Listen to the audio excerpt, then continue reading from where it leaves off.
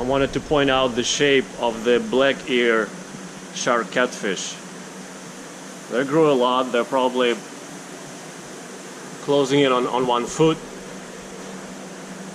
But look at the size of the tail and the fork relative to their body. It's amazing to me.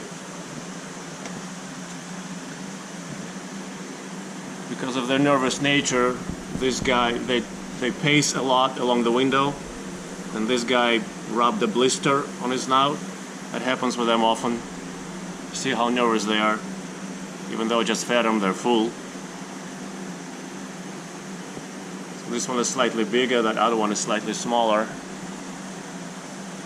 But the fork of the tail, the height of the tail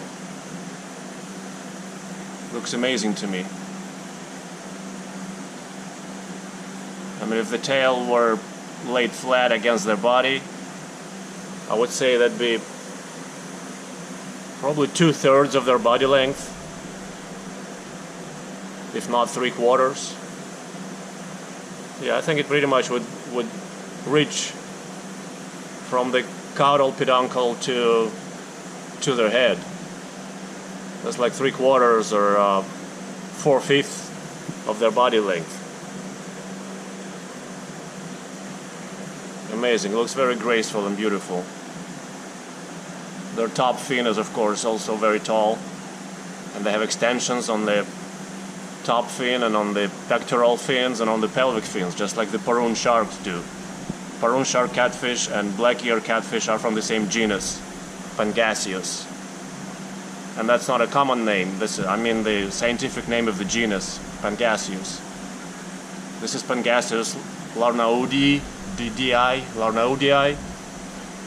and paroon is Pangasiidae sanitwangsei.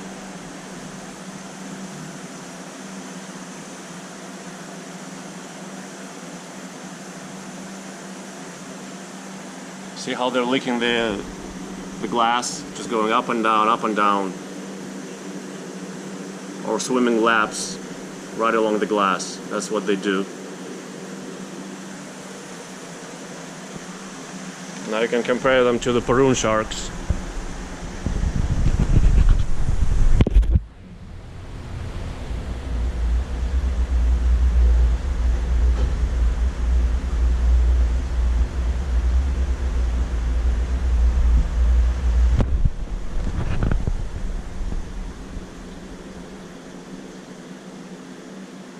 That's a 3.5-foot paroon shark.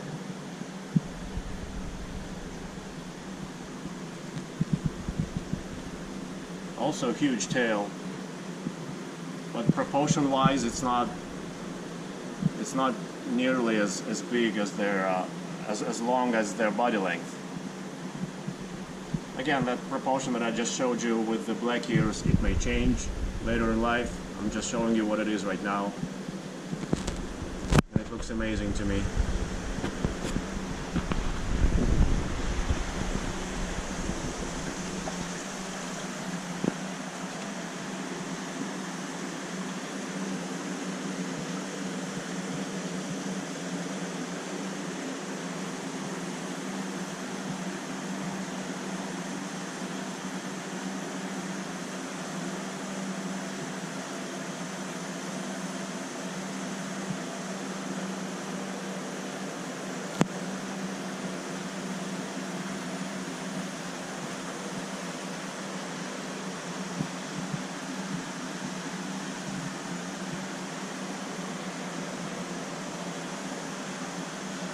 The black ears are farmed for food, just like iridescent sharks are and paroons are, because of their fast growth and vigor. So what we get here in the hobby, usually in the ornamental fish hobby, are the culls, the underperformers. So these fish we get in the hobby are subpar as far as their genetics. So we shouldn't expect from them maximum growth and maximum adult size and great health and maximum longevity. It's like that with many fish that are farmed, and then the culls are transferred into the ornamental fish hobby. There is a long list of such fish in our hobby.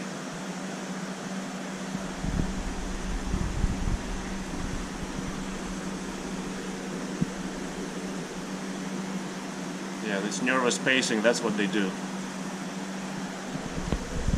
I've got another black ear in the 1800 gallon. This one is older, and it lived in this tank, 4500 for a while. And it suffered a lot of attacks from tank mates. But this black ear is probably about 6-7 years old. It rubbed a big blister on its nose right there in the middle, you can see. But its tail and the dorsal fin have been bitten too many times before. And eventually they haven't grown back, and that's actually why I took that fish out of the 4500 gallon. And it's been living for 2 years in this 1800 gallon where nobody bothers it. But unfortunately the fins have not grown back. Just healed and grown back a little bit, but not fully. Anyhow, this is a difference between a 6-7 year old black ear, and you see how small it is. It's probably about 1.5 feet, maybe 20 inches. Well, maybe 21, 22 inches, whatever. While it should be, if it was a wild fish at that age, it should be about 3 to 4 feet. So as I was telling you, it's a runt.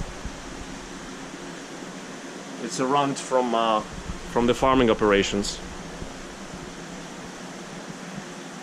They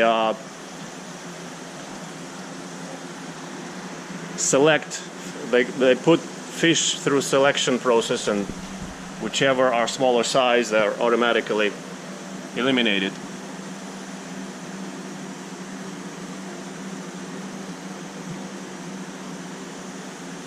Still very beautiful for a runt.